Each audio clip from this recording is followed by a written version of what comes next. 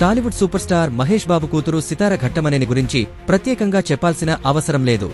చిన్న వయసులోనే సోషల్ మీడియాలో విపరీతమైన ఫాలోయింగ్ సొంతం చేసుకుంది ఈ ముద్దుగుమ్మ. ఇన్స్టాగ్రామ్, యూట్యూబ్ వేదికలపై తన ఫోటోస్, వీడియోస్ షేర్ చేస్తూ అభిమానులని ఎప్పటికప్పుడు ఆకట్టుకుంటూ ముందుకు సాగుతోంది.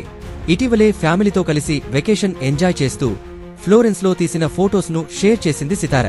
ఈ మిర్రర్ సెల్ఫీ, కర్లీ హెయిర్ స్టైల్తో ఆమె పిక్స్ నెట్టింట్లో ట్రెండ్ అవుతున్నాయి.